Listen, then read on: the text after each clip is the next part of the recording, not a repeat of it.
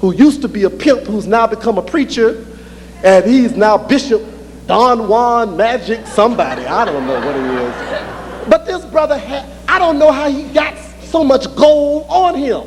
He had on 10 fingers, he must have had 55 rings, all glistening out of his ears, like coming in his hair was braided with gold diamonds and stuff. And he showed you diamonds in his teeth and stuff. I don't know how he chewed without getting stuff on.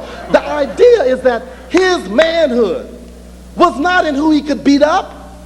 His manhood was not even in the women he was pimping when he was a pimp before he became a preacher, which may be very similar, but that's another story. But the idea is that, not all preachers now, please, not all, but his personhood was defined exclusively by that. Now, we get the raw pictures of the brothers on the block. In the hood, we see the brothers in their one-dimensionality raw. Broad brother, stone complete stud. That's all he is, a stud.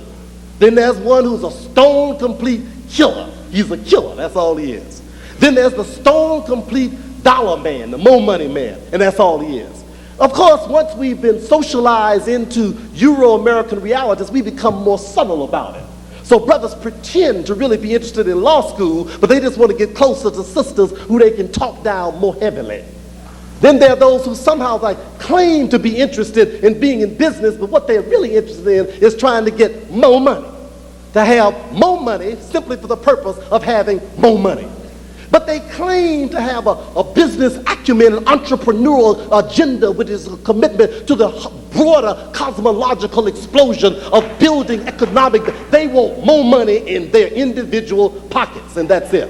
Now, we are talking about then this process of being preoccupied with one dimension of who we are. Now, to restore black hole men, first of all, we need a conceptualization.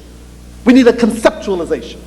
And the conceptualization grows out of a view of who we are from our perspective. Now let's be very clear about this.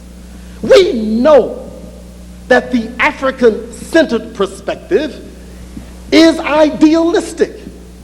Yes, ain't nothing wrong with that. Every conceptual system is idealistic. Don't be foolish.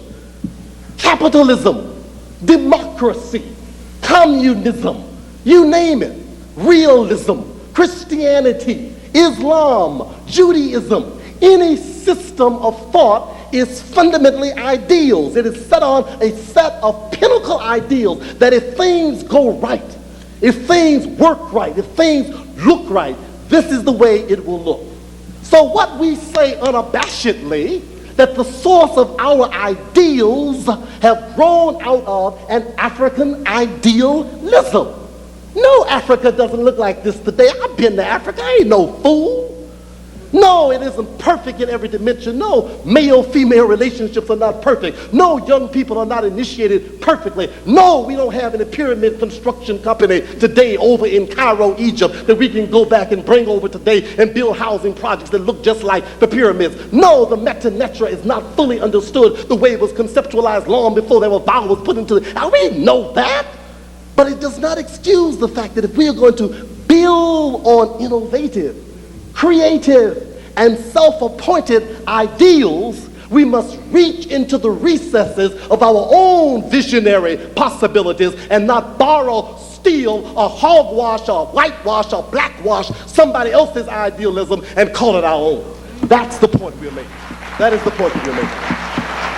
Now, so in this idealism, we are suggesting that Africans are not the perfect people on earth, but they damn sure trying. Africans have been trying longer than anybody else on earth. That's wonderful. We haven't gotten there, but certainly if we look and understand the way that Africans have conceptualized the world, we are looking at the oldest and most persisting models. What does the Lexus commercial say? In pursuit of excellence. In pursuit of perfection, I'm sorry. So in fact, what we have in Africans is in pursuit of the perfection of human beings. Now, how should whole black men look? How should they look? They should be multi-dimensional.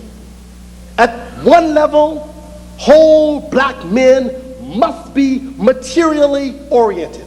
Yes, that's a part of who we are. If you're going to be a whole person, you've got to be concerned about your body. You've got to worry about what you eat. You've got to worry about how you live. You've got to smell right. You can't be stink. You've got to worry about preserving your physical life for as long as you can. Because if you don't preserve your physical life, all the rest of it is incidental. You need a material body to preserve. You need to be healthy. You need to be nourished. You need to reproduce yourself. You need to bring pleasure to your body. You need to bring growth to your body. So sex and aggression has its place. It is fun. It is enjoyable. It is also regenerative, reproductive. It's also healing. These are elements that are vital to our complete development. So certainly this is a part of who we are. The person, the man, who has no aggressive sense of how to protect, how to secure, how to build a sense of security around himself, his family, his community, is a man who is partially mad. A man who has no sexual orientation at all is a man who is dead. He is dead. It's not a question of when he will be resurrected. He's dead and will probably not be coming back. Because even dead men got some kind of orientation. The point we are making is that the sexual energy, the sexual desire, the desire to unite in union and to bring one into connection with the woman is a fundamental part of the makeup of what the human material being is all about. So yes, we do have bodies. We need to be concerned about our body. We need to run. We need to work out. We need to cleanse our bodies. We need to eat right. We need to not drink much. We need to not smoke. We need to do all those things to make sure that these bodies last as long as we can. This is not a catechism. This is not a moral lesson. This is not thou shalt not. This is survival, baby. Pure, simple, staying here on the planet by any means necessary. That's a part of our concern. Any people who have a political agenda that does not consider the need to preserve and treat the body well does not have a political agenda. Anyone who has an economic agenda, who does not worry about how to preserve and keep the body here long, does not have an economic agenda. We've got to understand that this part of who we are is essential in terms of this full dimensionality. The other piece of it is that if you are in fact on this earth, you cannot live with ideals alone. Look, one of the things that happened and I'm so glad those days passed, in the early days of the movement and the struggle, it was considered to be not only immoral, but almost a traitor. If you said, well, look, I need some money. I need some resources. We need some money. And they said, what? Brother, don't you know that's capitalism?